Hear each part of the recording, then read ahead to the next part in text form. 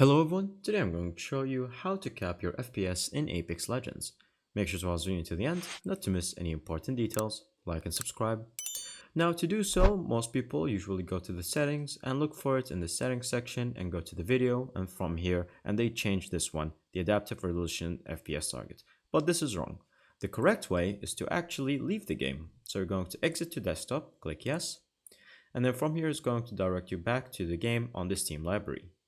Now from here, go to your library and then go and search for Apex Legends.